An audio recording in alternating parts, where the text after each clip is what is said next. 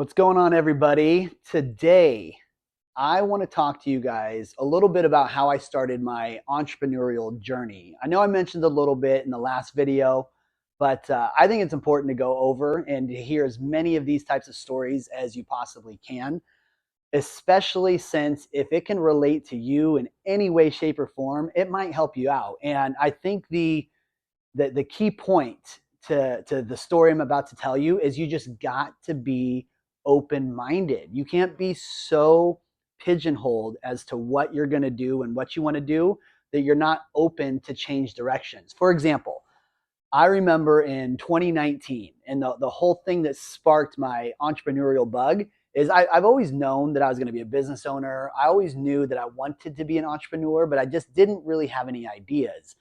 I was at Gold's Gym, and what I was doing is I was writing sales scripts. So anytime I went to a company, I was always a very strong salesperson. When I went into the insurance industry, I wrote closing scripts and I wrote objections that are still being used to this day. It's been over a decade in the LA office, and I would write scripts out for people. One of the reasons why I did that is when I was 22, I was in Omaha, Nebraska. I was out in the field selling insurance or trying to sell insurance, and people kept saying the dreaded, I want to think about it over and over and over again. So I was getting so fed up with hearing the I want to think about it objection that what I did is I went to the library or Barnes and Noble at the time. It's been a long freaking time ago. And I ordered sales books. And I was like, what can I do to overcome this objection? Because it just kept happening and I couldn't overcome it. So I came across this book called The Sales Bible by a guy named Jeffrey Gitomer. And what I liked about this book is it actually had scripts that you could use. And what I did is I found the I want to think about it objection. And of course, we know when somebody says, I want to think about it, that it's not the real objection. They don't really want to think about it. It's just their version and their nice way of saying fuck off. So when I found this out, I knew that I had a job of uncovering what the true objection is. So I wrote down word for word the entire script for I want to think about it. The only thing that I did is I superimposed my industry into it. So I worked in the insurance industry. I sold life insurance and supplemental health benefits. So I just kind of took that script, I made it specific to life insurance, and I practiced it repeatedly over and over and over again. And it got so good that I was so confident that I could go in the field and overcome anybody that said, I want to think about it. In fact, I went out one day and I had 6 appointments, and I knew my numbers too. So I knew if I had 6 appointments, that on average, 4 of them would show, and most likely one would buy, even if I sucked at doing a presentation. So I was like, those 3 that say I want to think about it, I am ready. And I had confidence, I had energy, I had enthusiasm. And it's so funny because I remember the first day that I had that energy and I had that confidence, not one person said I want to think about it. I went 4 for my presentations, 100% closing ratio, and I was left wondering what the hell was going on. But later on, my mentor at the time, John Akers, he told me that you were not getting objections because you were confident in going out in the field, and confidence closes sales. So long story short, I started writing sales scripts. I was like, if I can do to my team what this book did to me, maybe they'll have more confidence. And when they go out in the field, that confidence will equate to more sales. So I just started writing scripts very specific to my industry. And I did this for years. I worked in the insurance industry for over 7 years, still get residual checks to this day, might I add. So I took that same concept over to loans and real estate, and then ultimately into the fitness industry when I ran a Gold's Gym and then multiple Gold's Gyms. So I would write sales scripts. I would write objection manuals, sales presentation scripts, anything that I could do for my team to benefit. And consistently, month over month over month, not every month, but consistently, we had the most amount of salespeople hitting their goal over and over and over again because they had an outline for success. So in 2019, I remembered thinking, I am going to write sales scripts for my team. And it's so funny, at the time, my boss, who's a good friend of mine, his name's Dwayne, and he's no longer with the company, but he even said he was very impressed with the scripts. He asked if he could use these scripts for another gym because he was a director, a regional director, and he wanted to use them to train, multiple gyms instead of just my gym. So I was like, yeah, no worries. And I was writing this objection manual. I was writing this discovery process of how you can actually find out what their why is and use pain and pleasure to be able to close the sale. It was a beautiful process. It really was. But I had an aha moment at that time. I was like, why am I spending all this effort? And I believe in anything that you do, you should do a good job. You should do the best job possible. But why am I spending all this effort making money for other people? And I don't mean my boss. Okay. I meant writing scripts that are going to be used for other gyms that are competing with me. And don't get me wrong, I love helping people. And I think if you're an employee, you should be the best freaking employee possible. And I even love my old bosses at Gold's Gym still to this day, have great relationships with them. However, I wanted to do something on my own. So I decided right then and there to write a sales book. It's done. I haven't quite published it yet. Got a lot of modifications and tweaks I want to make on it, especially since my life has changed so much over the years.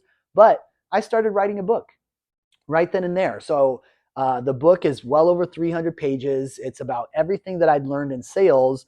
One of the things that I felt self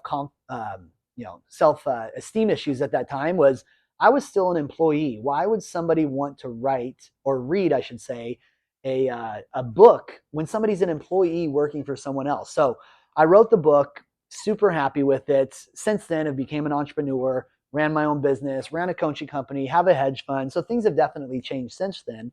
But that was the start of it, is writing a book. And I decided that I wanted to protect the book and not hold myself liable. So I created a corporation. So to this day, I have S Corps, C Corp, LLCs, LPs, multiple businesses that I own and operate. But at the time, I didn't really know any better. So what I did is I interviewed as many people that I knew that owned their own business as entrepreneurs, took them out to lunch, took them out to coffee, and then I decided to start an S Corp.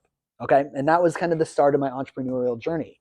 And then during the pandemic, and this was in late 2019, early 2020, then during the pandemic, when all the gyms shut down, you've probably either saw in my last video or know that I decided to kind of get back to my insurance roots and do insurance policy reviews. What I did is I took a business plan, a copy of a business plan that my partner gave me, who wasn't my partner at the time. He was a mentor giving me directions. But I took his business plan, which was for an Anytime Fitness, a gym here in LA.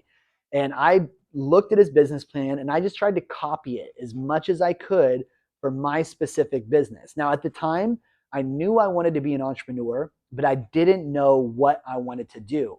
So I wrote lists down of what my strengths were. I wrote lists down of business names. I wrote lists of different opportunities that I think could be beneficial to the market.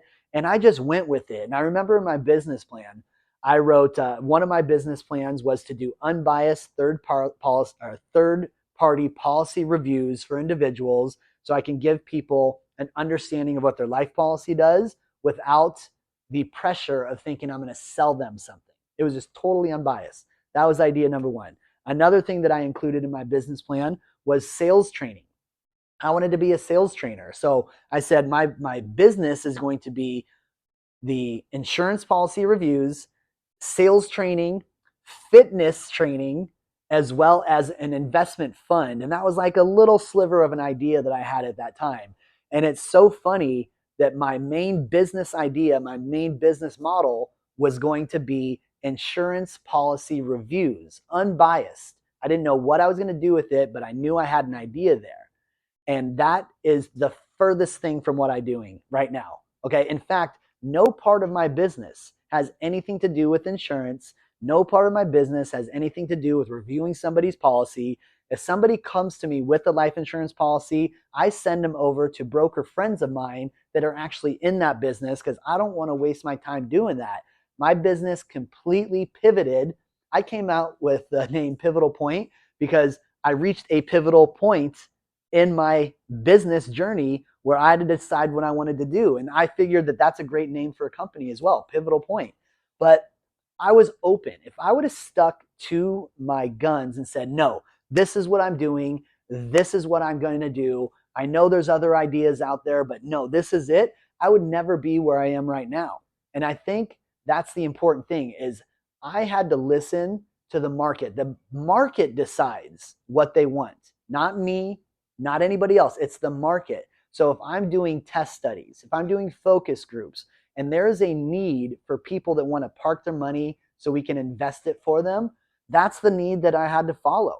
Okay. It wasn't insurance. It sure wasn't sales training.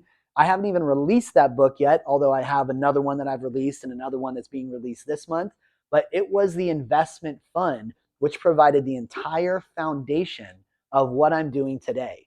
And then it was being open to steering away from equities, stocks, bonds, commodities, and go into digital assets. And that open minded curiosity of wanting to learn what Bitcoin was, how digital assets work, and not necessarily taking mainstream media advice or advice from, Fox News, MSNBC, or even Warren Buffett.